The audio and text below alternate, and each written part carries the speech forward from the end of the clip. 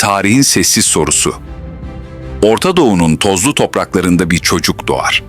Kimse onun bir gün kralları devireceğini, savaş meydanlarını değiştireceğini ve ilahilerle dağları titreteceğini bilmez. O sadece bir çobandır. Ama tarih bazen en sessiz olanı seçer. Peki Davut kimdi? Bir savaşçı mı? Bir kral mı? Yoksa Allah'ın seçtiği bir peygamber mi? Hazreti Davut'un doğumu yaklaşık olarak Milattan önce 1040 yılları arasında kabul edilir. Doğduğu yer Beytüllahim, bugünkü Filistin toprakları. Babası Yesse, Yişay. Annesi hakkında kesin tarihsel bilgi yoktur. Dini metinlerde annesinin adı açık şekilde belirtilmez. Bu bile başlı başına bir gizemdir. Davut saraylarda büyümedi. O koyun güden genç bir çobandı. Çocukluğu doğa içinde geçti. Geceleri yıldızlara bakarak ilahiler söylediği anlatılır. Yalnızlık ona düşünmeyi ve sabretmeyi öğretti. Belki de peygamberliğin ilk işaretleri bu sessizlikte ortaya çıktı. Göklerin kilidi, yerin nabzı senin elinde. Çiçeğin rengi, rüzgarın sesi senin dilinde. Ne bu sürü benimdir, ne bu uçsuz bucaksız dağlar. Sen istersen kurur nehir, istersen çöller çağlar. Ey mutlak güç, ey her zerrenin tek hakimi, sensin bu koca kainatın eşsiz alimi. O dönemde bölgede sürekli savaşlar vardı. İsrailoğulları ile Filistinliler arasında gerilim sürüyordu. Filistin ordusunun dev savaşçısı Calut herkesi korkutuyordu. Hiç kimse onunla savaşmaya cesaret edemedi. Tam o sırada genç bir çoban öne çıktı. Üzerinde ağır zırhlar yoktu, elinde büyük bir kılıç da yoktu. Adece bir sapan taşı vardı. İnsanlar bunun delilik olduğunu düşündü. Ama tarihin yönü bazen en beklenmedik anlarda değişir. Davut'un attığı tek bir taş dev savaşçıyı yere düşürdü. O gün sadece bir savaş kazanılmadı, bir efsane doğdu. Halkın gözünde sıradan bir genç olmaktan çıktı. İnsanlar onun Allah tarafından desteklendiğini düşünmeye başladı. O dönemde İsrail'in kralı Saul idi.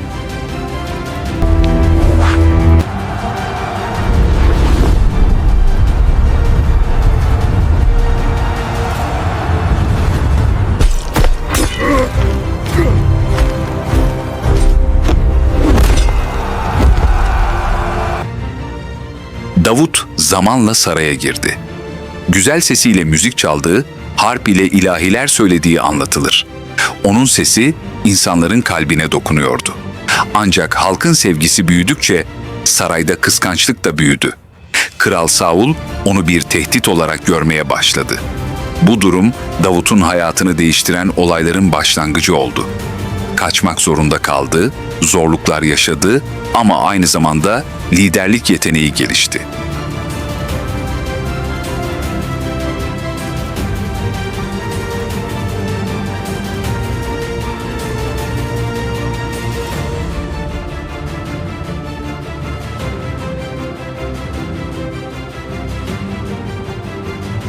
İnsanlar yavaş yavaş onun etrafında toplanmaya başladı. İslam geleneğine göre Allah ona hem peygamberlik hem krallık verdi. Bu kesin bir tarih ile belirtilmez, ancak yükselişinin Calut-u yenmesinden sonra başladığı kabul edilir. Zamanla İsrailoğullarının kralı oldu ve Kudüs'ü önemli bir merkez haline getirdi.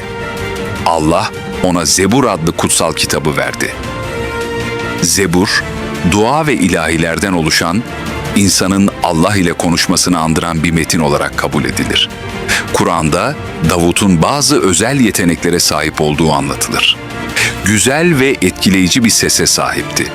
Onun Allah'ı anışı sırasında dağların ve kuşların ona eşlik ettiği ifade edilir.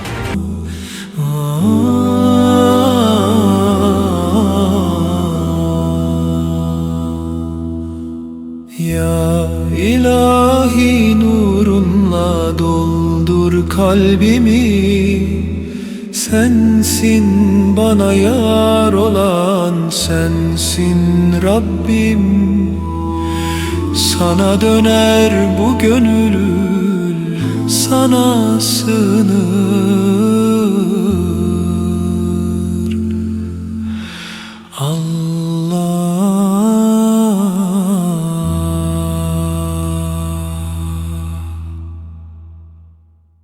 Aynı zamanda adaletle hükmeden bir liderdi.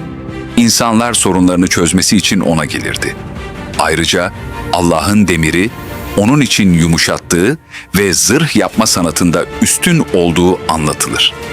Bu özellikler onu hem ruhsal hem fiziksel anlamda güçlü bir figür haline getirdi. Davut'un yaşadığı çağda büyük imparatorluklar henüz tam güçlerine ulaşmamıştı. Ancak bölgede küçük krallıklar ve şehir devletleri vardı. Filistin şehir devletleri, İsrail krallığı ve çevredeki güçler sürekli çatışma içindeydi. Savaşlar, siyasi mücadeleler ve liderlik krizleri arasında Davut yükseldi. İnsanlar onu sever miydi? Bazıları onu kahraman olarak gördü, bazıları ise gücünden korktu. Ama halk arasında onun adaletine güvenenler çoktu. Güzel sesiyle söylediği ilahiler insanların kalbinde derin izler bıraktı. Zaman geçti, krallar değişti, savaşlar bitti ama Davut'un hikayesi unutulmadı. Çünkü onun hikayesi sadece bir savaşçının veya kralın hikayesi değildi. Bir çobanın seçilmesi, sıradan görünen bir insanın Allah tarafından büyük bir göreve hazırlanmasıydı. Ve belki de asıl soru hala aynıdır. Davut'u büyük yapan gücü müydü, sesi miydi, yoksa teslimiyeti mi? Ya Rabbim, adını anınca kalbim titrer, susar dünya. Bir nefeslik canım varsa sana döner, sana